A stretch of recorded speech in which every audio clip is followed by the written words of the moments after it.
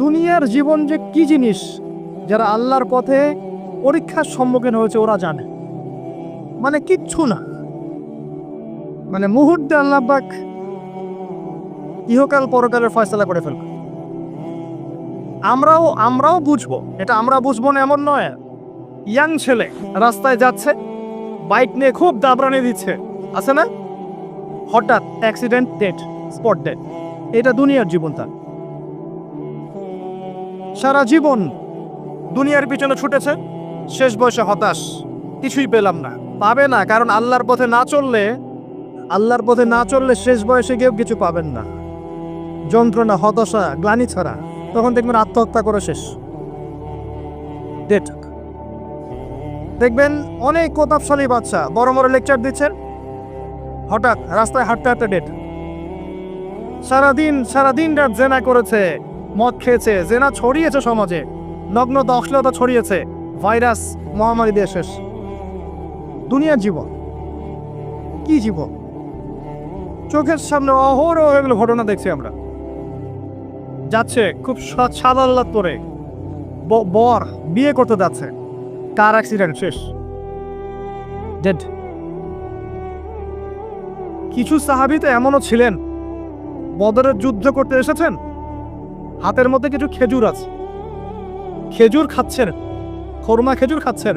তখন নবী সাল্লাল্লাহু আলাইহি ওয়াসাল্লাম দাঁড়িয়ে ভাষণ দিচ্ছেন যে ওয়াসাবিকু ইলা মাগফিরাতিম মির রাব্বিকুম ওয়া জান্নাহ। ওই যে আয়াতটা আছে, তোমরা এগিয়ে চলো তোমাদের রবের ক্ষমার দিকে এবং জান্নাতের দিকে। আরদুহা কাআরদিস সামাই ওয়াল আরদ, যার প্রশস্ততা আসমান এবং জমিনের সমান। সাহাবী খেজুর খেতে খেতে খেজুরটা ফেলে দিলেন। আরেকজন সাহাবী জিজ্ঞাসা করলেন যে খেজুরটা ফেলে দিলেন কেন? তিনি বলছেন এই খেজুরগুলো খেতে অনেক সময় লেগে যাবে। নবী সাল্লাল্লাহু আলাইহি ওয়াসাল্লাম এমন কথা বলেছেন, এটা শোনার পরে আমি আর এক সেকেন্ড নষ্ট করতে যাচ্ছি না। খেজুর ফেলে দিয়ে যুদ্ধে ঝাঁপিয়ে পড়লেন, দেন শহীদ হয়ে জান্নাতে চলে গেলেন। তারাও তো মৃত্যুর স্বাদ গ্রহণ করেছেন, তাই না? সুমাইয়া রাদিয়াল্লাহু আনহা, আবু জাহেল তাকে নির্যাতন করছে, তার লজ্জাস্থানে বর্ষা ঢুকিয়ে দিয়ে, চিন্তা করতে পারেন, লজ্জাস্থানে বর্ষা নিক্ষেপ করে হত্যা করলো। সুমাইয়া রাদিয়াল্লাহু আনহা দেখতে কালো বর্ণের, চেহারা সুন্দর নয়, হয়তো আপনার মতো সুন্দর নয়, জান্নাতে এখন হাসছে ইনশাআল্লাহ তাআলা। তার স্বামী ইয়াসের আবু জাহেল তাকে পিটাতে মেরে ফেললো, সে মারা গেল, শহীদ হয়ে গেল। অনেক ওলামায়ে কেরামকে, ইমাম, মুস্তাহিদ, মুহাদ্দিস দেখবেন সারাটা জীবন এত মেহনত করেছেন দ্বীনের জন্য, বিয়ে শাদী করার সময় পান নাই। এমনও আছেন ইমাম এবং মুহাদ্দিস, জীবন তো তাদেরও ছিল। শুধু সাহাবী কেন, তাবেঈদের দিকে তাকান, তাবেঈন তাকান, আমাদের চার ইমামের দিকে তাকান। আবু হানিফা রাহিমাহুল্লাহ শেষ বয়সে জেলখানায়, কথিত আছে বিষ প্রয়োগে তাকে হত্যা করা হয়েছে। তার টাকার অভাব ছিল না, তিনি কিন্তু আমার মতো হতদরিদ্র ছিলেন না। আল্লাহ পাক তাকে সম্পদও দিয়েছিলেন, সমস্ত সম্পদ বিলিয়ে দিয়েছেন দ্বীনের জন্য। ইমাম শাফিঈ রাহিমাহুল্লাহ, তার দিকে তাকান। আহমদ বিন হাম্বল রাহিমাহুল্লাহ, তার দিকে তাকান। তাকে পিটানো হচ্ছে আর বাগদাদের রাস্তায় দৌড়ানো হচ্ছে, কারণ সমাজের মানুষ ফতোয়া দিয়েছে একটা, তিনি ফতোয়া দিচ্ছেন আরেকটা। ওই যে হিল্লা প্রথা আর ঠিকা বিবাহ নিয়ে আর কি। তিনি বলছেন ইলামু ইয়া আহলা বাগদাদ, হে বাগদাদের মানুষটা জেনে রাখো যে আমি কোশ্চিনকালেও এই প্রথাকে জায়েজ করলাম না। তোমরা চিনে রাখো যে আমার নাম আহমদ। জীবন তাদেরও ছিল। ইমাম মালিক রাহিমাহুল্লাহ, তাকে এত মার দেওয়া হয়েছিল, হাত বাঁধতে পারতেন না, নামাজে হাত বাঁধতে পারতেন না। সাহাবীদের থেকে নেন, তাবেঈ থেকে নেন, তাবেঈ থেকে নেন, মুস্তাহিদ ইমাম থেকে নেন, দুনিয়ার জীবন তারাও কিন্তু ভোগ করেছেন, আর আমরাও ভোগ করছি। আমাদের ভোগের সিস্টেমটা দেখেন, তাদের ভোগের সিস্টেমটা দেখেন। আমরা বাঁচছি দুনিয়ার জন্য, তারা বেঁচেছে পরকালের জন্য। আমরা দুনিয়ায় বাঁচছি দুনিয়ার জন্য, দুনিয়ার একটা চাকরি, একটা ব্যবসা, একটা পরিবার, একটা স্ট্যাটাস, বাড়ি গাড়ি, টাকা কড়ি, সম্পত্তি, এগুলোর জন্য। কিন্তু তারা বেঁচেছেন আল্লাহর জন্য, পরকালের জন্য। যে ব্যক্তি দুনিয়ার জন্য দুনিয়া করে, আল্লাহ পাক তাকে ইহকাল পরকাল দুটোই নষ্ট করে দিবেন। যে ব্যক্তি পরকালের জন্য দুনিয়া করবে, আল্লাহ পাক তার দুনিয়া গুছিয়ে দিবেন, আখিরাতও গুছিয়ে দিবেন ইনশাআল্লাহ।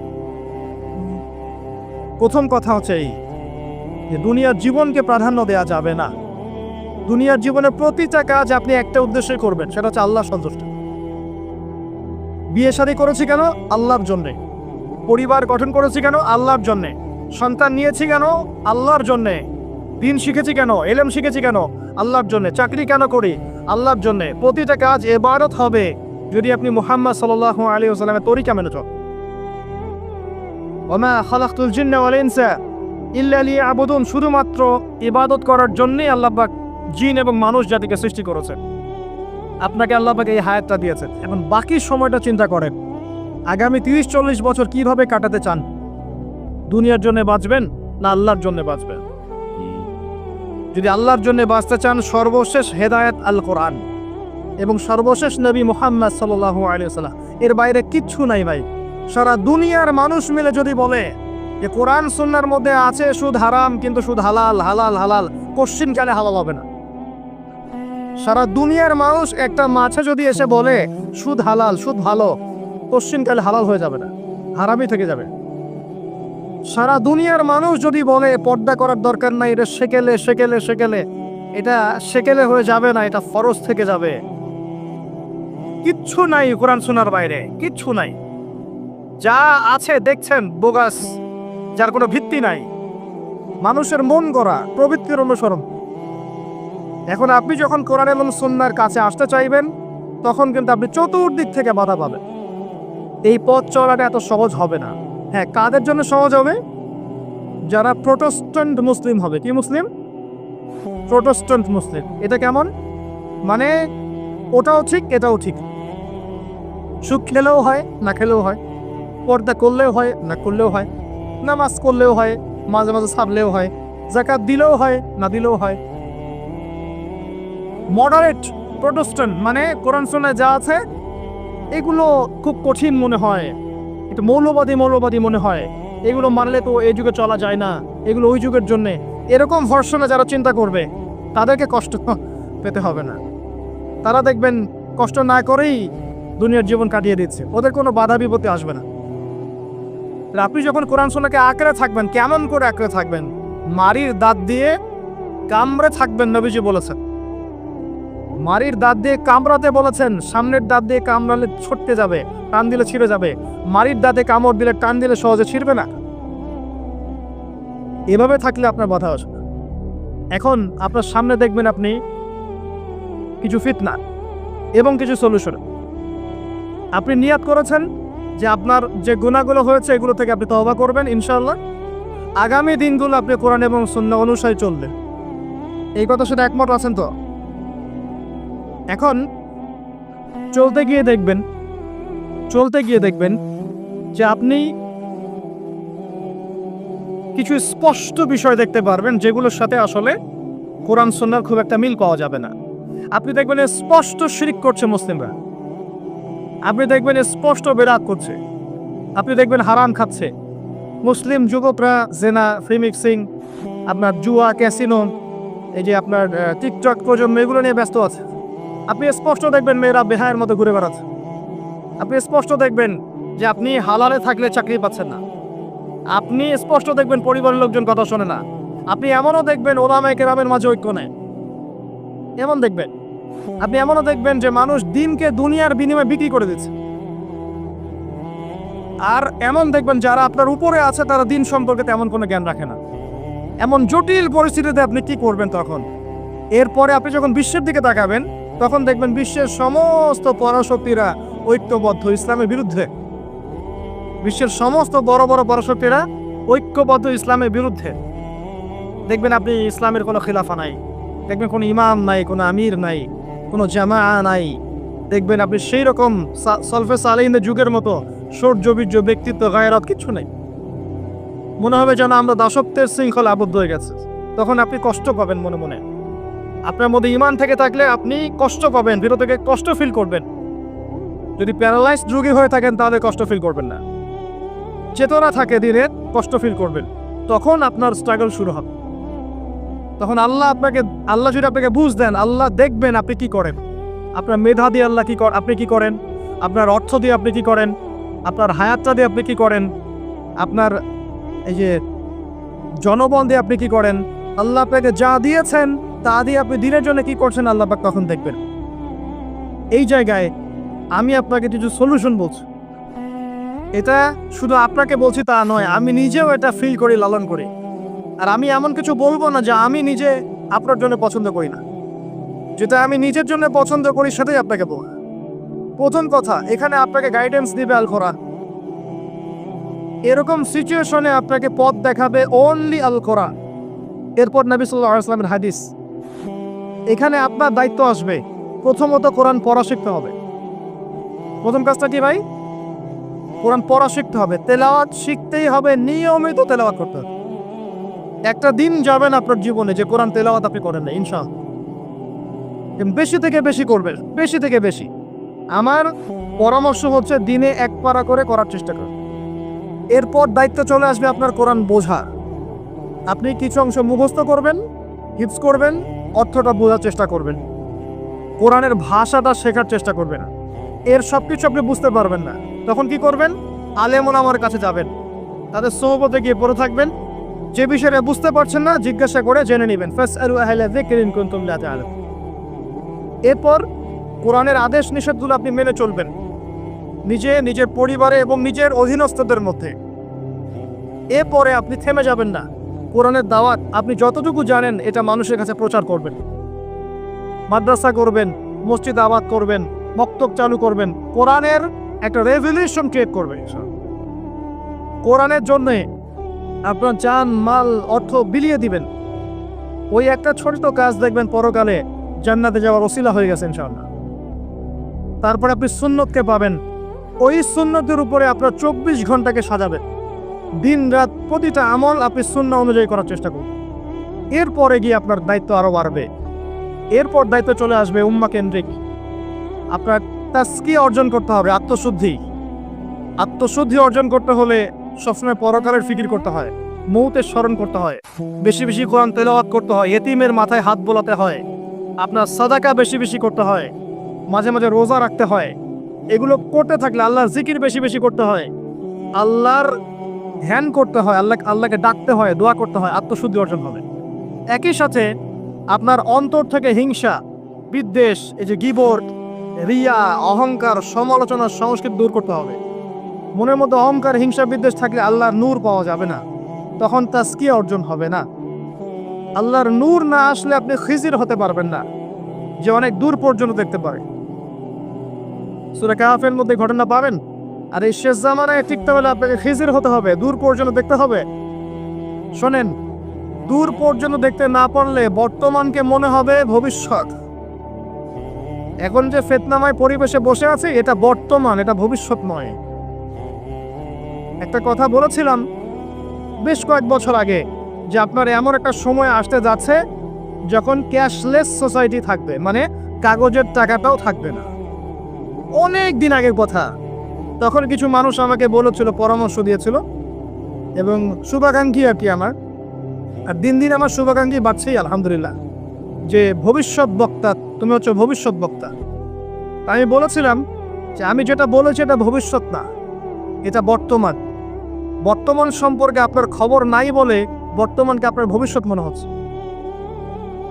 এখন যা দেখছেন এগুলো বর্তমান, এগুলো ভবিষ্যৎ না।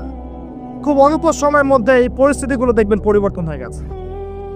আসেন, যখন ব্যক্তিকেন্দ্রিক কাজ শেষ হয়ে যাবে তখন আপনাকে উম্মাহ কেন্দ্রিক চিন্তা করতে হবে। তাজকিয়া অর্জন করে উলামায়ে কেরামের মাঝে ঐক্যের চেষ্টা করতে হবে। ঐক্যটা হবে মন থেকে। মন থেকে সবাইকে ভাই মনে করলে পরে ঐক্য হবে। যদি মন থেকে সবাইকে নিজের ভাই মনে করতে না পারি, মুসলিম ভাই মনে করতে না পারি, ঐক্য হবে না। যদি আমি মনে করি আমি জান্নাতের ডিলার, তোমার লিজ লাগলে আসো নিয়ে যাও, ঐক্য কখনো হবে না। অনলাইনে যাবেন দেখবেন সারা দিন কাদা ছড়াছড়ি।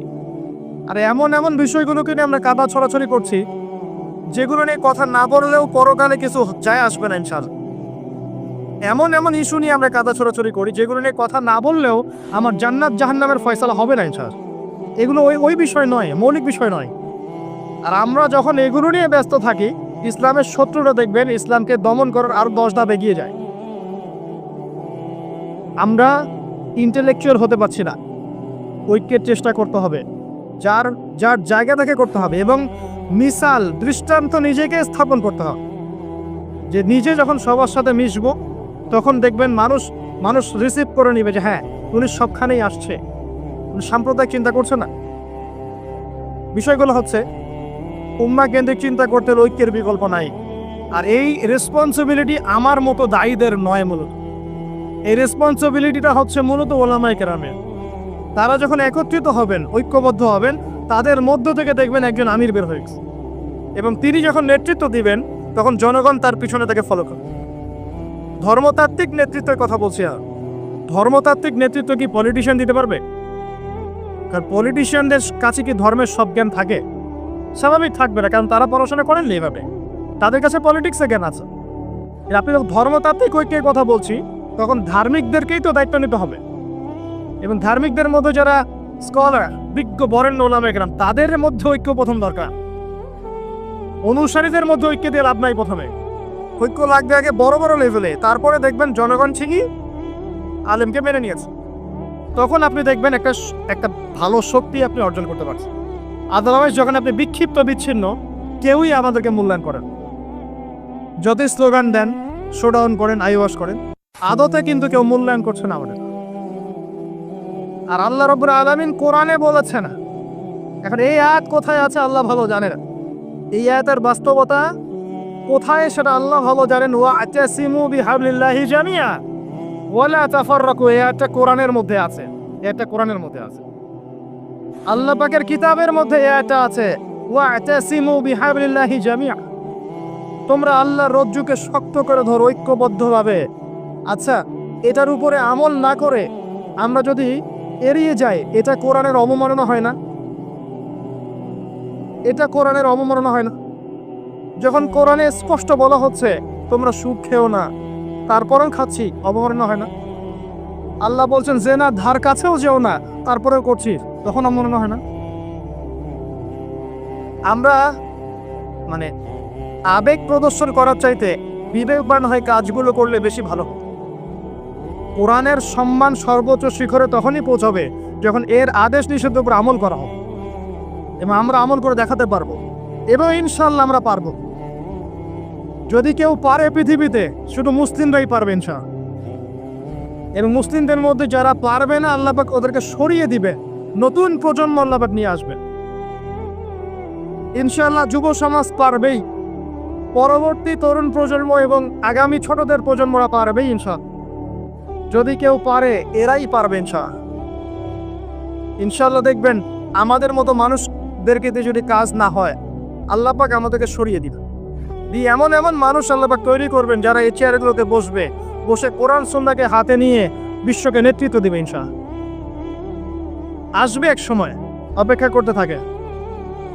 কারণ আমরা আখিরুজ্জামানের হাদিসগুলো সম্পর্কে জানি, একটা সময়ে চলছে মুসলিমদের ডমিনেশনের সময়, এরপর একটা সময় আসবে যখন মুসলিমরাই এই বিশ্বকে নেতৃত্ব দেবে ইনশাআল্লাহ। ইসলামই হবে এই বিশ্বের একমাত্র সুপার পাওয়ার। আল্লাহ রাব্বুল আলামিন আরো একবার কিয়ামতের আগে পুরো বিশ্বে ইসলামিক খেলাফা বাস্তবায়ন করবেন ইনশাআল্লাহ। এর প্র্যাকটিক্যালি আপনার আমার কিছু কাজ আছে, ইলম অর্জন করা আমাদের কাজ। আমাদের এত বড় বড় কাজ নাই, আমাদের যতটুকু সামর্থ্য এতটুকু কাজ আছে। আমাদের কাজ আগে ইলম অর্জন করা, আমাদের কাজ জানা অনুযায়ী আমল করা, উলামায়ে কেরামের সাথে সম্পর্ক রাখা, মাদ্রাসার সাথে সম্পর্ক রাখা, জ্ঞানের চর্চা করা, হালাকাগুলো বাড়ানো, ইমানের চর্চা করা। আমাদের কাজ পরিবারগুলোকে সংশোধন করা। যদি কথা না শোনে ছেড়ে দেন, একক পরিবার গঠন করে। বুঝাতে বুঝাতে যদি দেখেন যে আপনার পরিবার লূতের স্ত্রীর মতো হয়ে গেছে, বা নূহ আলাইহিস সালামের স্ত্রীর মতো হয়ে গেছে, তার ছেলের মতো কথা শোনে না, ছেড়ে দেন, আপনি আলাদা থাকেন। তাও ইমানের সাথে আপোষ করেন। আসহাবুল কাহফ সমাজ, পরিবার সব ছেড়ে দিয়ে চলে গেছে, চলে যায় নাই, সব ছেড়ে দিয়ে চলে গেছে। যখন কেউ কথা শোনে না, একাই থাকতে হয় আল্লাহর রজ্জুকে ধরে। আল্লাহ পাক ইব্রাহিম আলাইহিস সালামকে বলেছেন তুমি একাই একটা উম্মাহ, ইব্রাহিম তুমি একাই একটা উম্মাহ। তো আমাদের কিছু কাজ আছে ভাই, ইমানের চর্চা করা, ইলম অর্জন করা, উলামায়ে কেরামের সোহবতে যাওয়া, তাজকিয়া, আত্মশুদ্ধি অর্জন করা, অন্তরে আল্লাহর নূর পাওয়ার চেষ্টা করা। বেশি থেকে বেশি ইবাদত করতে থাকা, সময়কে মূল্যায়ন করা, সময়কে মূল্যায়ন করা, জীবনটা গুছিয়ে নেওয়া। কারণ আমি এখানে থাকতে আসিনি, আমি আপনি এখানে থাকতে আসিনি। আজকে থেকে 50 বছর পরে, 100 বছর পরে এখানকার একটা মানুষও বেঁচে থাকবে না। এখানে আমরা বসে আছি যারা, কেউ থাকবে না, এই বিশ্বের কোনো নেতা থাকবে না। আজকে থেকে 100 বছর পরে কিচ্ছু থাকবে না। আপনি বিশ্বের যত পরাশক্তি দেখছেন এগুলো কিচ্ছু থাকবে না। এছাড়া এই পৃথিবীর যে মানুষগুলো এখন বেঁচে আছে 100 বছর পরে কেউ থাকবে না। এখন মনে হচ্ছে এরাই সব, এগুলো সব না। 100 বছর, জাস্ট 100 বছর। আরে কিয়ামতের মাঝই তো হবে 50,000 বছর। কিয়ামতের মাঝ কত বছর? এই তুলনায় 100 বছর কিছু সময়? আল্লাহর কাছে 100 বছর কোনো সময় না। 100 বছর পর কিচ্ছু থাকবে না, কোনো আমি আপনি কেউ না, আমি আপনি কেউ থাকবো না। তো এই দুনিয়ার জীবনটাকে মূল্যায়ন করেন, গুছিয়ে নেন। আপনি জীবনে প্ল্যান করেন আগামী 5 বছর আপনি কি করতে চাচ্ছেন, কতটুকু করতে চান, কি কি সনদ অর্জন করতে চান, কোন কোন বই আপনার পড়া হয়নি। আগামী 5 বছরের মধ্যে আপনার একটা ভালো জব দরকার, কি জব করবেন আপনি, যেটা করলে আপনি হালাল খেতে পারবেন। কত বছর আপনি বিয়ে করতে যাচ্ছেন এবং বিয়ের পর আপনি কিভাবে সন্তান প্রতিপালন করবেন। যখন আপনার বয়স 50 হবে তখন আপনার ছেলের বয়স কত হতে পারে। প্ল্যান করতে হয় জীবন সম্পর্কে। এবং আমি সেভ করব সম্পত্তি ভবিষ্যতের জন্যে, কিসে সেভ করব? আমি এমন সম্পত্তি যদি সেভ করি জমাই, যেটার মূল্য সামনে গিয়ে কমে যাবে, তাহলে আমি ঠকবো। যদি আমি এমন সম্পত্তিতে সেভ করি যেগুলোর মূল্য বাড়বে, আমি জিতবো। জীবনকে নিয়ে প্ল্যান করতে হয়। এবং এই সময়টুকুতে আমি দিনের জন্য কি করতে চাই, দিনের জন্য আমি কতটুকু করতে চাই। আমার দ্বারা কি একটা মসজিদ করা সম্ভব না? আমার দ্বারা কি একটা মাদ্রাসা করা সম্ভব না? আমি কি একটা এতিম প্রকল্প করতে পারি না? আমি কি একটা বিধবাদের প্রজেক্ট করতে পারি না? আমি কি একটা মা বোনদেরকে নিয়ে সেলাই মেশিনের কোনো প্রজেক্ট করতে পারি না? আমি কি মানব সেবামূলক কিছু কাজ করতে পারি না? ছোট্ট একটা সামাজিক সংগঠন করতে পারি না? কিছু একটা তো করতে পারি আমি। আল্লাহ পাক কি আমাকে কোনো প্রতিভা দেন নাই? আল্লাহ পাক কি আমাদেরকে কোনো প্রতিভা দেন নাই? একজন আলেম হয়ে আমি কি 100-200 ছাত্র বের করতে পারি না? একটা বড় এমন একটা প্রতিষ্ঠান কি করতে পারি না যেখান থেকে বছরে বছরে মাশাআল্লাহ বিশ্ব বরেণ্য আলেমরা বের হবে? পারি না? কিছু তো পারি। আল্লাহ পাক কিছু তো শক্তি আমাকে দিয়েছেন। আল্লাহ পাক তো বলেননি আমাকে এখন অস্ত্র নিয়ে নামো মাঠে, বলেছেন? আমার তো পরিবেশই নাই। বাংলাদেশের মানুষ 90% মুসলিম বলছি আমরা, দেখবেন 80% নামাজ পড়ে না, দেখবেন 80% কোরআন পড়তে জানে না, যাকাত দেয় না, পর্দা করছে না। যুব সমাজের জীবনের উদ্দেশ্য ঠিক নাই, সারা দিন রাত অপসংস্কৃতি নিয়ে পড়ে আছে। এখন বেসিক কাজগুলো না করে কি আপনি বড় রেজাল্ট পাবেন? কখনো না। এই বেসিক কাজগুলো আমরা করতে পারি। এবং সবচেয়ে বড় একটা কাজ হচ্ছে আমাদের জায়গা থেকে উম্মার মাঝে ফাটল সৃষ্টি না করে ইউনাইটেড করার চেষ্টা করা যায়। আর আমাদের পরবর্তী প্রজন্ম, স্পেশালি এই তরুণদের প্রজন্ম, তরুণীদের আর আমাদের পরে ছেলে মেয়ে যারা আসবে সোনামণি, এদেরকে আপনি আগামী বিশ্বের জন্য তৈরি করেন। এটা বড় চ্যালেঞ্জ। বড় বড় আলেম তৈরি করেন। দেখেন দিন দিন আলেমদের সংখ্যা কমে যাচ্ছে। আমার মতো নগণ্য মানুষকে যখন এই চেয়ারে বসে কথা বলতে হয়, তখন তো আমি বুঝতে পারছি যে আলেমের সংখ্যা আজকে কি অবস্থা।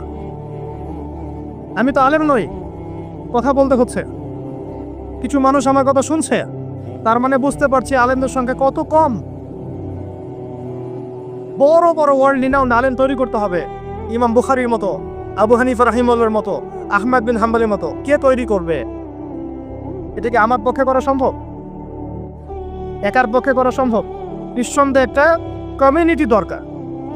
সবার মাঝে দিনের ফিকির তৈরি করতে হবে যে আমার সবচেয়ে ইম্পর্টেন্ট জিনিস এই পৃথিবীতে আমার দিন, আল্লাহর দিন। এর চেয়ে ইম্পর্টেন্ট কিছু নাই আমার জন্য।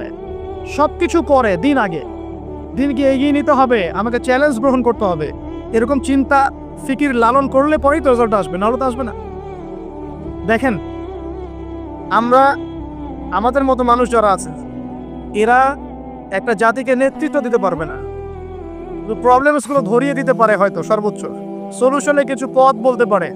বাস্তবতা হচ্ছে এই যে কাজগুলো জনগণকেই করতে হবে। আর এই যে একদিন আসলাম, একটা কথা বললাম, চলে গেলাম, আদতে কোনো ফলাফল নাই। একদিন আসলাম, একটা মাহফিল করলাম, যেভাবে আসছি এভাবে চলে গেলাম, আদতে কোনো ফলাফল হবে না। যদি হ্যাঁ এই কথাগুলো মানুষের মনের মধ্যে গেঁথে যায়, এবং আগামীর পৃথিবীর জন্য তারা প্রস্তুতি গ্রহণ করতে পারে, তখন গিয়ে পাতা ফলবে। আসুন আইওয়াশ, শোডাউন এবং আবেগী জাতি না হয়ে আমরা বিবেক দিয়ে চিন্তা করি, উম্মার অবস্থা চিন্তা করি, বৈশ্বিক অবস্থা চিন্তা করি, ভাবি। বারবার একটা কথা বলি আমি, একটা দেশের মধ্যে সরকার, প্রশাসন, জনগণ, আলেমোলামা, যুবক শ্রেণী, মহিলারা, শিশুরা, এরা সবাই একটা দেহের মতো, একটা বডির মতো। এরা সবাই একে অপরের পরিপূরক, একে অপরের ভাই, সবাই মুসলিম। এখানে কেউ কারো শত্রু না। আমরা যদি একে অপরকে শত্রু মনে করে ভুল করব, তখন আমাদের শত্রুরা সুযোগ পেয়ে যাবে। আমরা সবাই একে অপরের পরিপূরক, সবাইকে নিয়ে, দেশকে নিয়ে, জাতিকে নিয়ে, উম্মাকে নিয়ে এগোতে হবে। আল্লাহ পাক আমাদের যুব সমাজকে বোঝার তৌফিক দান করুন, আমিন। জীবনটাকে কোরআন সুন্নাহর আলোকে এনজয় করে। কোরআন সুন্নাহকে দিয়ে জীবনকে এনজয় করা যায়। কোরআন এবং সুন্নাহর আনুগত্যের মধ্য দিয়ে আপনি জীবনকে উপভোগ করেন, টেনশন করার দরকার নেই। মনে রাখবেন, আল্লাহ যদি আপনার সাথে থাকেন এবং আল্লাহ যদি আপনাকে কবুল করেন, পৃথিবীর কোনো শক্তি নাই আপনাকে টলাবে। পৃথিবীর কোনো শক্তি নাই, পৃথিবীর সমস্ত শক্তি একত্রিত হয়ে আপনার চুল বাঁকা করতে পারবে না, যদি আল্লাহ আপনার সাথে থাকে। আর যদি আল্লাহ আপনার সাথে না থাকে, আইওয়াশ, শোডাউন দিয়ে কোনো লাভ হবে না, কেউ আপনাকে বাঁচাতে পারবে। অতএব আল্লাহকে আপন করে নেন, যার যার হক তাকে তাকে দেন, নিজের হক আল্লাহর কাছে চেয়ে নেন, ইনশাআল্লাহ আপনি সুখে থাকবেন।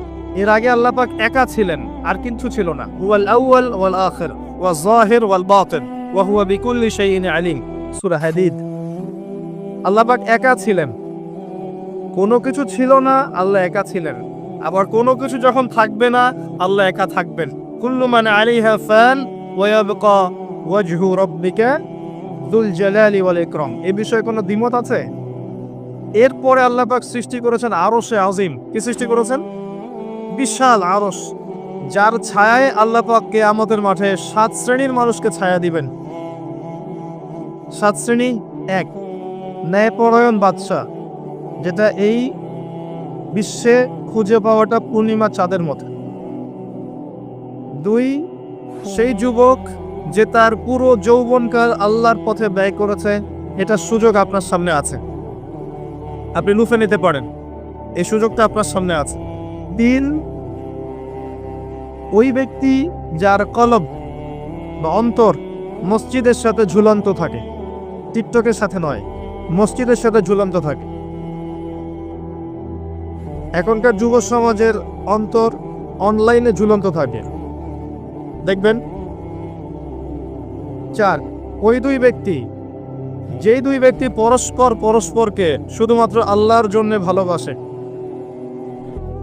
এখানে বয়ফ্রেন্ড গার্লফ্রেন্ড সম্পর্ক বোঝানো হয়নি। এই দুনিয়ার স্বার্থে জর্জরিত ভালোবাসার বাইরেও ডিভাইন একটা ভালোবাসা আছে, সেটা হচ্ছে আল্লাহর জন্য ভালোবাসা। আর যখন আপনি কাউকে আল্লাহর জন্য ভালোবাসবেন, তখন আপনি কষ্ট পাবেন না, ইনশাআল্লাহ। যখন আপনি ভালোবাসার মানুষের কাছে কিছু প্রত্যাশা করবেন, তখন আপনি কষ্ট পাবেন পদে পদে। আল্লাহর জন্য ভালোবাসেন মানুষকে, আপনি কষ্ট পাবেন না, ইনশাআল্লাহ। দুই ব্যক্তি যারা পরস্পরকে আল্লাহর জন্য ভালোবাসে, আরো সে ছায়া ছায়া পাবে। 5, ওই যুবক যাকে কোনো সুন্দরী নারী আহ্বান করেছে জেনার জন্য, কিন্তু সেই যুবক বলেছে আমি আল্লাহকে ভয় করি, যেটা এই জেনারেশনের মধ্যে খুঁজে পাওয়া দুষ্কর। বরং তারা উল্টা প্রত্যাশায় থাকে যে কখন কোনো মেয়ে আমাকে প্রপোজ করবে। তারা ইউসুফ নয় আলাইহিস সালাম। 6, ওই ব্যক্তি যার ডান হাত কি দান করছে, বাম হাত খবর রাখে না। ডান হাত কি দান করছে, বাম হাত খবর রাখে না। আমাদের মতো নয় যে অল্প কিছু দান করেই দানবীর টাইটেল লাগিয়ে মানুষের দুয়ারে দুয়ারে যাচ্ছি সাপোর্টের জন্য, এমন নয়। 7, ওই ব্যক্তি যে নীরবে নিভৃতে আল্লাহর কথা স্মরণ করে এবং আল্লাহর কথা স্মরণ করতে করতে তার চোখ দিয়ে অশ্রু প্রবাহিত হয়। এই 7 শ্রেণীর মানুষকে আল্লাহ রাব্বুল আলামিন তার ওই আরশের ছায়ায় কিয়ামতের মাঠে ছায়া দিবেন, ইনশাআল্লাহ তাআলা। আমরা কি এই ছায়াটা পেতে চাই? অপশন আমাদের সামনে খোলা আছে। আমরা কিন্তু ওই যুবক হতে পারি, ওই দুই ব্যক্তি হতে পারি, ওই ব্যক্তি হতে পারি যে মসজিদের সাথে সম্পর্ক রাখে, গোপনে দান করতে পারি, রাতে নিভৃত আল্লাহর জন্য কাঁদতেও পারি, পারি না? সব সুযোগ আমাদের সামনে আছে। আল্লাহ চাইলে আপনি ন্যায়পরায়ণ বাদশাও হতে পারবেন ইনশাআল্লাহ, যদি আল্লাহ আপনার তাকদিরে লিখে রাখে, এটাও সম্ভব। চলে আসেন আরশে আজিমের পরে আল্লাহ পাক সৃষ্টি করেছেন কলম। কলম এবং কলম সৃষ্টি করে আল্লাহ পাক পুরো মহাবিশ্বের তাকদির লিখেছেন। পৃথিবীর শেষ দিন পর্যন্ত কি হবে না হবে খুঁটিনাটি বিষয়ে, এত খুঁটিনাটি যে আল্লাহ পাকের ওই লিখার বাইরে পৃথিবীতেও কোনো আযাব গজব আসে না। যা লেখা আছে ওটাই আসবে। পৃথিবীতে যা আসছে, যে আযাব, যে বিপদ, যে বালা মুসিবতগুলো আসছে আসমানি এবং জমিনের, এগুলোও আল্লাহর কাছে লেখা আছে। সুবহানাল্লাহ। এমনকি এই পৃথিবীতে কতজন মানুষ এসেছে, চলে গেছে এবং আসবে, এই হিসেব আল্লাহর কাছে আছে। চিন্তা করতে পারেন, পৃথিবীতে কত মাখলুক আছে, হিসেব আল্লাহর কাছে আছে। এই মহাবিশ্বে কত গ্যালাক্সিজ আছে, গ্রহ নক্ষত্র আছে, আল্লাহর কাছে হিসেব আছে। পিঁপড়া কতটুকু আছে এই পৃথিবীতে, এটা আল্লাহ জানেন কতগুলো আছে। সমুদ্রের নিচে কি আছে আল্লাহ জানেন। প্রতিটা বিষয় মহাবিশ্বের লিখিত হয়ে গেছে। এখন যে আল্লাহর কাছে সব লিখিত আছে, সেই আল্লাহ কি আমার রিজিকের মালিক নন? তাহলে রিজিক নিয়ে এত টেনশন করার কি আছে ভাই? টেনশনে কিছু আছে? কার কাছে রিজিক? আল্লাহ লিখে রাখছেন না? ইনশাআল্লাহ এর বাইরে কিছু হবে? হবে না। অতএব এত দুশ্চিন্তার কিছু নাই। জীবনকে নিয়ে এত দুশ্চিন্তার কিছু নাই। জীবনটাকে কোরআন সুন্নাহর আলোকে এনজয় করেন। একটা বই আছে না, এনজয় ইওর লাইফ, বইটা পড়েছেন? কোরআন সুন্নাহকে দিয়ে জীবনকে এনজয় করা যায়। কোরআন এবং সুন্নাহর আনুগত্যের মধ্য দিয়ে আপনি জীবনকে উপভোগ করেন। টেনশন করার দরকার নেই। মনে রাখবেন, আল্লাহ যদি আপনার সাথে থাকেন এবং আল্লাহ যদি আপনাকে কবুল করেন, পৃথিবীর কোনো শক্তি নাই আপনাকে টলাবে। পৃথিবীর কোনো শক্তি নাই, পৃথিবীর সমস্ত শক্তি একত্রিত হয়ে আপনার চুল বাঁকা করতে পারবে না, যদি আল্লাহ আপনার সাথে থাকে। আর যদি আল্লাহ আপনার সাথে না থাকে, আইওয়াজ শোডাউন দিয়ে কোনো লাভ হবে না, কেউ আপনাকে বাঁচাতে পারবে। অতএব আল্লাহকে আপন করে নেন, যার যার হক তাকে তাকে দেন, নিজের হক আল্লাহর কাছে চেয়ে নেন, ইনশাল্লাহ আপনি সুখে থাকবেন। তাকদীর আল্লাহ পাক লিখে ফেলেছেন। এরপরে আল্লাহ রাব্বুল আলামিন কি লিখেছেন? এরপরে আল্লাহ রাব্বুল আলামিন মহাবিশ্ব সৃষ্টি করেছেন 6 দিনে। কয় দিনে? কোরআনে দলিল আছে, হুয়াল্লাযী খালাকাস সামাওয়াতি ওয়াল আরদা ফি সিত্তাতি আইয়াম।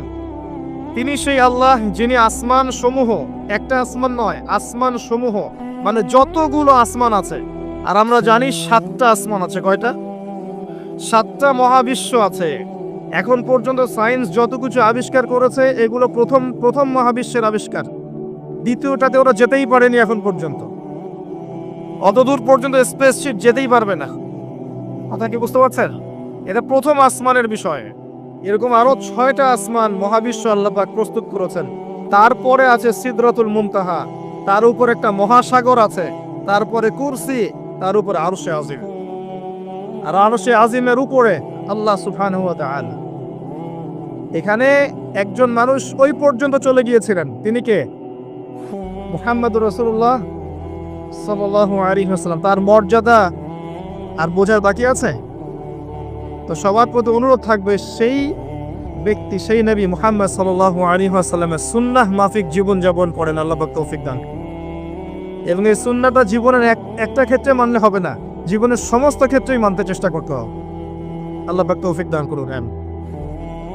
আল্লাহ রাব্বুল আলামিন এরপরে মহাবিশ্ব সৃষ্টি করে দীর্ঘদিন পর্যন্ত, অনন্তকাল বলবো না, দীর্ঘদিন পর্যন্ত মানুষ সৃষ্টি করেন নাই।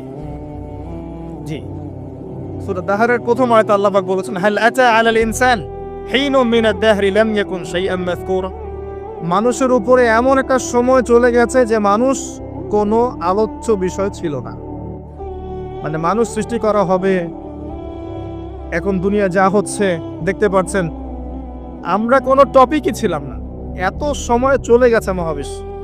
এখন মনে হয় দুনিয়াটা আমাদের, তাই না? মানুষই সব, মানুষই এই দুনিয়ার পলিটিক্যাল মালিক, ইকোনমিক মালিক, সংস্কৃতির মালিক, পরিবার, ব্যক্তি, সমাজ, সবকিছু মালিককে মালিক মনে হয় এখন মানুষকে। কিন্তু এমন একটা সময় ছিল যখন আল্লাহ বলছেন মানুষ সৃষ্টি হবে, এই বিষয়টা অনেক দূরের পথ ছিল। আল্লাহর জ্ঞানে ছিল, কিন্তু মহাবিশ্বে মানুষের অস্তিত্ব ছিল না, এই মহাবিশ্বেই মানুষের অস্তিত্ব ছিল না। আল্লাহ রাব্বুল আলামিন মহাবিশ্ব সৃষ্টি করেছেন কুন ফায়াকুন, হও হয়ে যাও।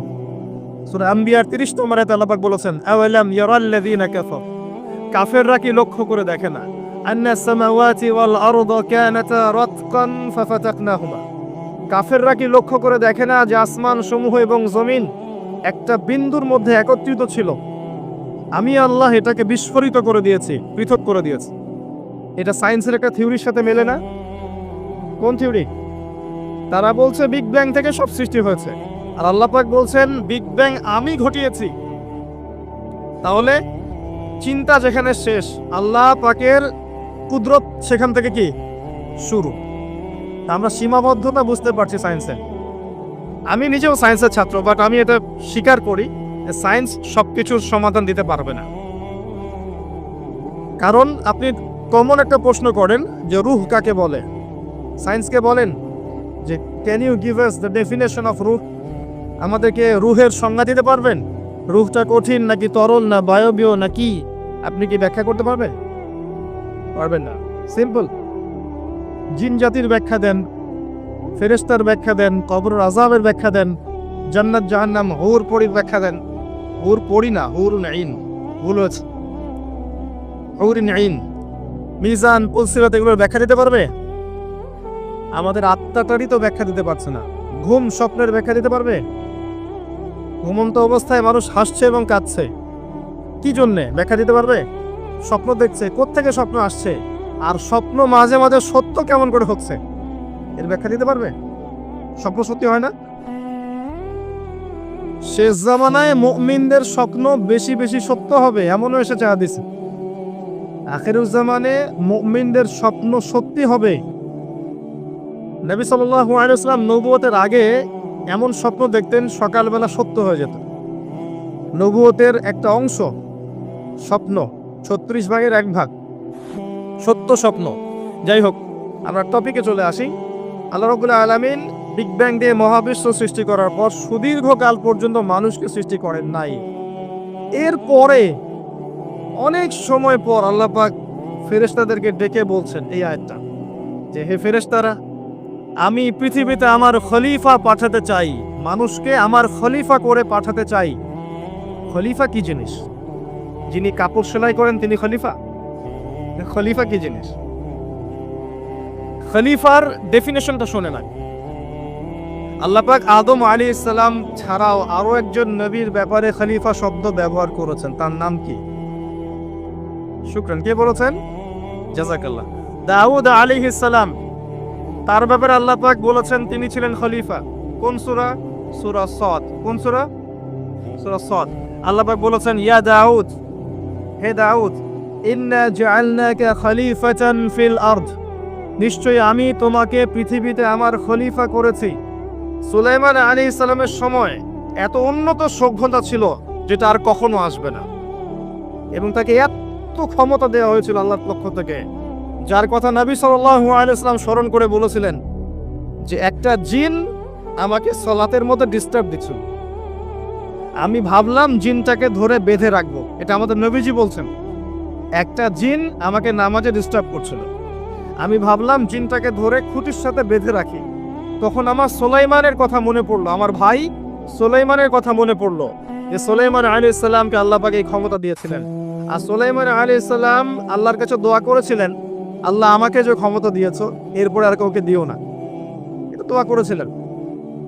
আমার সুলাইমানের কথা মনে পড়লো, আমি জিনটাকে ছেড়ে দিলাম, বাদলাম। আমাদের নবী মুহাম্মদ সাল্লাল্লাহু আলাইহি ওয়াসাল্লাম মানুষের সম্মান বুঝতেন। আমাদের নবী মুহাম্মদ সাল্লাল্লাহু আলাইহি ওয়াসাল্লাম অন্যের সম্মান বুঝতেন, আর আমরা তার উম্মাহ, অন্যের সম্মান নষ্ট করতে পারলে আমাদের ভাত হজম হয়। অন্যের সম্মান নষ্ট না করা পর্যন্ত ভাত হজম হবে না।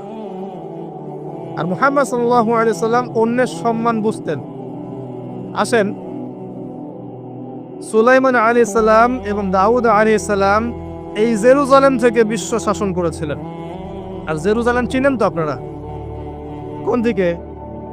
চায়নার দিকে, রাশিয়ার দিকে, নাকি আমেরিকার দিকে?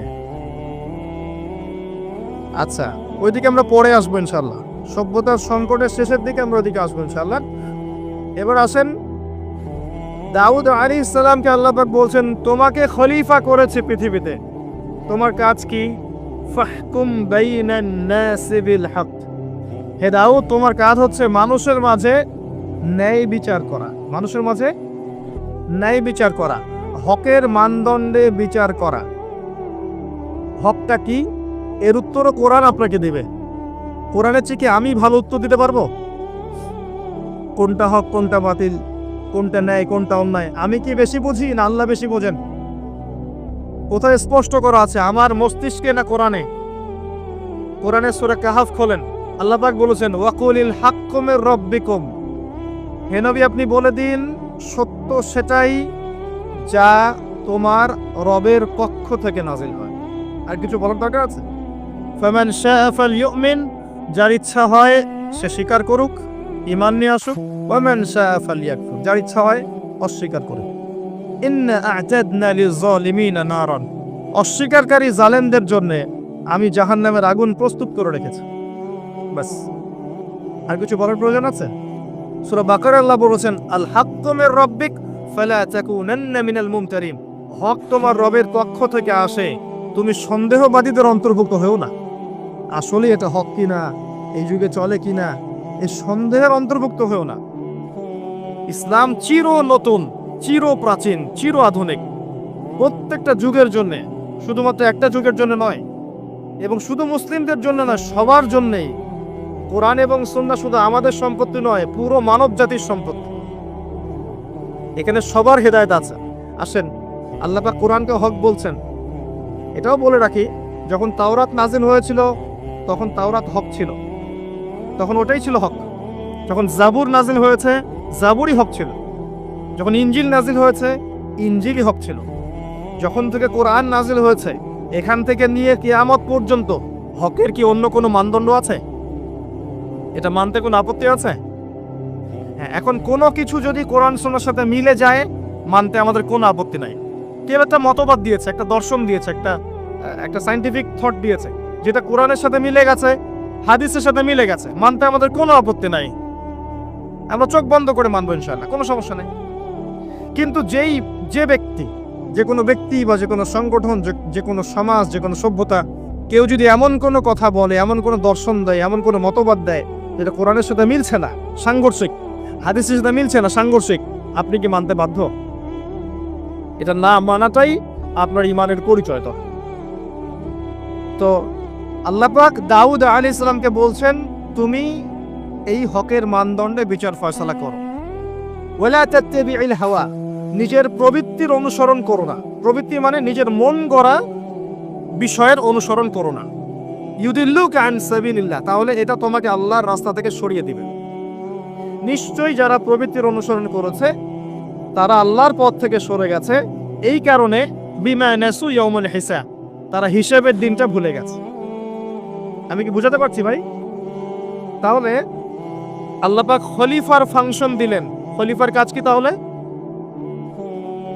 খলিফার কাজ হচ্ছে আল্লাহর পক্ষ থেকে আসা সত্যের মানদণ্ডে মানুষের মাঝখানে ফয়সালা করা। আমার কথা ক্লিয়ার?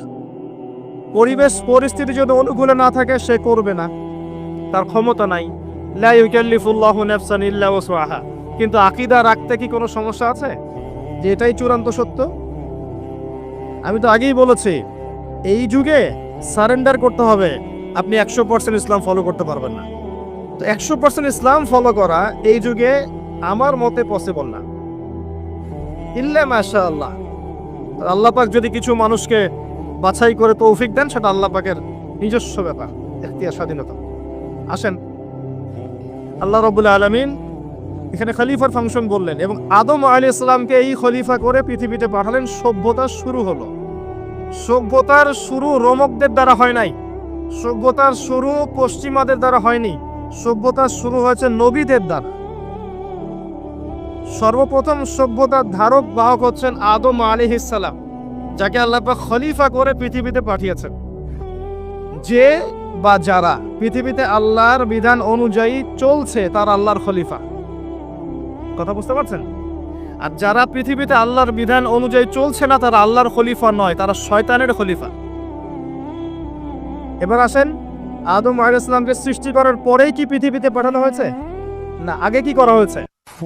আগে জ্ঞান শিক্ষা দেওয়া হয়েছে। শুরু থেকেই জ্ঞান আছে, আর এই জ্ঞান সৃষ্টিগতভাবে আমাদের মধ্যে ছিল না, আল্লাহ পাক শিখিয়েছেন। তাহলে সভ্যতা এগিয়ে যাবে কিভাবে? জ্ঞান চর্চার মধ্য দিয়ে। বুঝতে পারছেন? আগে জ্ঞান। এখনো যদি আপনি একটা সুন্দর সভ্যতা চান, জ্ঞান চর্চা, এছাড়া কোনো অপশন নাই। জ্ঞান এর চর্চা, প্রচার, সভ্যতা সমাজ সুন্দর হবে ইনশাআল্লাহ। এরপর কি হলো? সভ্যতা এগিয়ে গেল কিভাবে? তার বুকের হাড় থেকে হাওয়া আলাইহিস সালাম, এই যে সভ্যতার একটা অংশ, মহিলাদেরকে ছাড়া কি আপনি সমাজ চিন্তা করতে পারবেন? তারা আমাদের মধ্য থেকেই সৃষ্টি, এবং বাঁকা হাড় থেকে। জোরে চাপ দিতে যায় না, ভেঙে যাবে। জোরে চাপ দিতে যায় না, ভেঙে যাবে। বাস্তব অভিজ্ঞতা থেকেই বলছি। আর ছেড়ে দিলে আবার ওইভাবেই থেকে যাবে।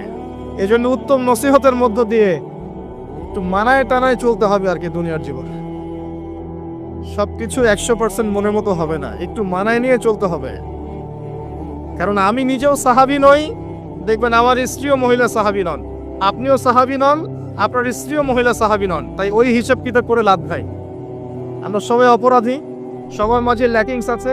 এই জন্য সবার উচিত সবার ভুলগুলোকে ক্ষমা করে দুনিয়ার জীবনটা হৃদ্যতা ভালোবাসার সাথে কাটানো। তাহলে পরিবার ঠিক থাকবে ইনশাআল্লাহ। এরপরে কি? পরীক্ষা। কিসের পরীক্ষা? এই গাছের কাছে যেও না। কোন গাছ? এই প্রশ্নের দরকার নাই তো আমার, কোন গাছ? যে গাছই হোক, এই গাছের কাছে যেও না। তার আগে আল্লাহ পাক বলে দিলেন আদম আসো। ফেরেশতাদেরকে ডাকলেন, আদম তুমি নামগুলো বলে দাও। তিনি সব নাম বলে দিলেন। ফেরেশতাদেরকে আগে জিজ্ঞাসা করেছিলেন তোমরা বলে দাও, তারা বলেছে লা ইলমা লানা ইল্লা মা আল্লামতানা। এখানে জ্ঞানের মধ্য দিয়ে আল্লাহ পাক আদম আলাইহিস সালামকে সম্মানিত করলেন। জ্ঞান, সম্মান, নবী, সভ্যতার সূচক।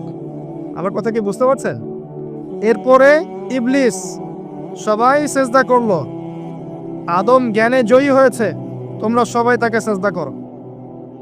আল্লাহ পাক আদম আলাইহিস সালামকে বড় করলেন, কারণ তিনি তাকে ভালোবাসেন।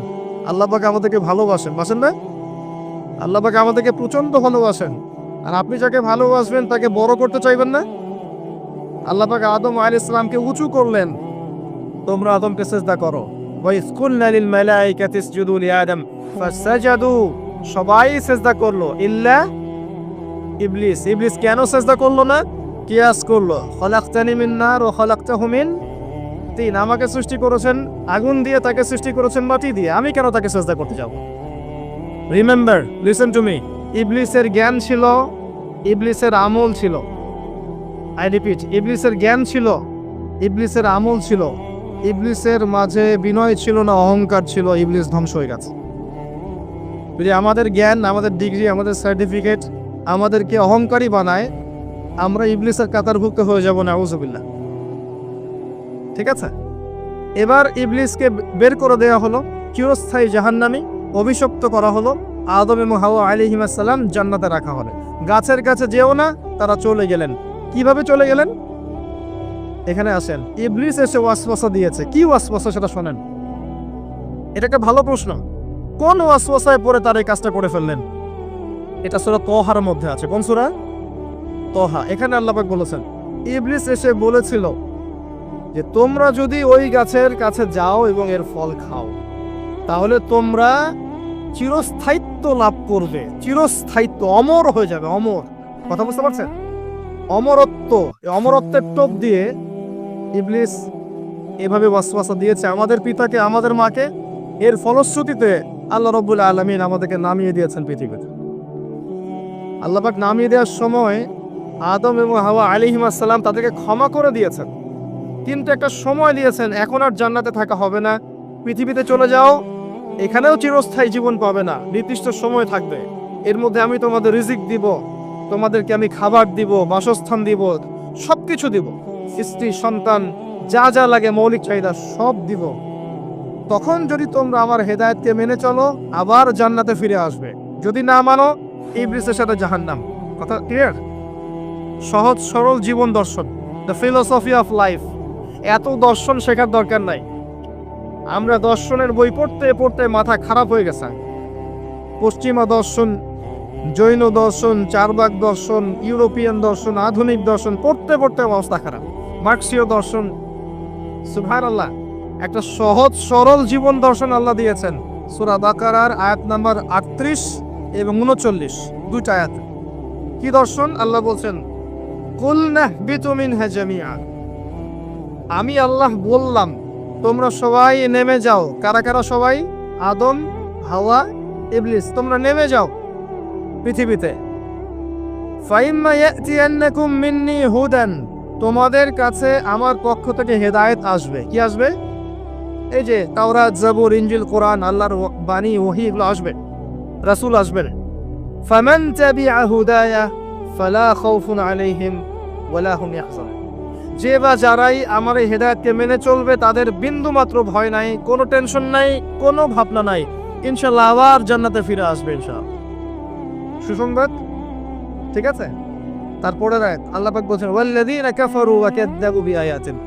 কিন্তু যারা আমার আয়াতকে মিথ্যা প্রতিপন্ন করবে এবং অস্বীকার করবে, কুফরি করবে, ফাউলাইকা আসহাবুন নার, এরা হবে জাহান্নামের অধিবাসী। কার সাথে? ইবলিসের সাথে। হুম ফিহা খালিদুন, তারা সেখানে চিরস্থায়ী হবে। সহজ সরল জীবন দর্শন, দ্য ফিলোসফি অফ লাইফ। মানলেই শান্তি, না মানলেই অশান্তি। এরপর একটা চ্যালেঞ্জ, ইবলিস চ্যালেঞ্জও করছে, আল্লাহ তুমি আমাকে বের করে দিয়েছ, ঠিক আছে, আমি আদম সন্তানের ডান দিক থেকে আসব, বাম দিক থেকে আসব, সামন থেকে আসব, পিছন থেকে আসব, তাকে আমি জাহান্নামের পথে নিয়েই ছাড়ব। এটা মনে রাখেন মাথার মধ্যে, ইবলিসের চ্যালেঞ্জ। আর আল্লাহ পাকও সতর্ক করলেন, ইন্নাহু লাকুম আদুউম মুবিন, সে তোমাদের স্পষ্ট শত্রু। এবার পৃথিবীতেও নামিয়ে দিলেন, হেদায়েতও পাঠাচ্ছেন, নবী রাসূল পাঠিয়েছেন। সভ্যতা আস্তে আস্তে এগিয়ে চলল। সভ্যতায় দুইটা শক্তি দেখতে পাচ্ছেন, একটা আল্লাহর পক্ষ থেকে আসা শক্তি, একটা শয়তানি শক্তি। এই দুটো নিয়ে সভ্যতা এগিয়ে চলছে। আবারও বলছি, সভ্যতা শুরু হয়েছে নবী দ্বারা, রোমকদের দ্বারা নয়। সভ্যতা শুরু হয়েছে নবী দ্বারা। মানুষ আগে গাছের ছাল পাতা পরে থাকতো না। সূরা আরাফে আল্লাহ পাক বলেছেন, আমি মানুষের জন্য, আদম হাওয়া আলাইহিস সালাম, তাদের জন্য লেবাস পাঠিয়েছি, পোশাক পাঠিয়েছি। আমি লেবাস নাজিল করেছি উপর থেকে। লোহার খনি দেখেছেন? লোহার খনি কেউ কি বিশ্বাস করবে যে লোহা মহাকাশ থেকে পৃথিবীতে এসে পড়েছে? ওয়ানজালনাল হাদিদ, আল্লাহ পাক বলছে আমি হাদিদ নাজিল করেছি। কোরআন নাজিল করা বোঝেন? কোরআন নাজিল মানে কি? আল্লাহর উপর থেকে কোরআন আসেনি। জিবরাইল আলাইহিস সালাম কোরআন নিয়ে আসছেন না নিচে মুহাম্মদ সাল্লাল্লাহু আলাইহি ওয়াসাল্লামের কাছে? এই যে কোরআন নাজিল হচ্ছে, আনজালা। আল্লাহ পাক এই কথা বলছেন যে লোহা আমি নাজিল করেছি। লোহা একটা অণু আপনি তৈরি করতে পারবেন পৃথিবীতে ল্যাবে বসে? সুবহানাল্লাহ। আল্লাহ পাক নাজিল করেছেন। ঠিক একই ভাবে আল্লাহ পাক পোশাক নাজিল করেছিলেন আদম এবং হাওয়া আলাইহিস সালাম তাদের জন্য। তারা গাছের ছাল পাতা পরে ঘোরাফেরা করতেন না। বোগাস কথাবার্তা শেখায় মানুষ। এবং কৃষিকাজ, আপনার প্রযুক্তি, আপনার পরিবার গঠন, সন্তান প্রতিপালন, একজন মানুষের জীবন যাপনের জন্য যত কিছু প্রয়োজন, সব জ্ঞান আল্লাহ পাক আদম আলাইহিস সালামকে শিক্ষা দিয়েছিলেন। দুনিয়াতে আসার পরে যখন যেটা প্রয়োজন হয়েছে, ওহী নাজিল হয়েছে, জিবরাইল আলাইহিস সালাম তাকে শিখিয়ে দিয়েছে। মানুষ গুহার মধ্যে ছবি এঁকে এঁকে থাকতো। আর এরা বলছে আদম আলাইহিস সালাম বানর থেকে হয়েছেন। নাউযুবিল্লাহ, সুবহানাল্লাহ। এটা যারা বিশ্বাস করে তারা সরাসরি কোরআনের সাথে কুফরি করছে, স্পষ্ট কাফের।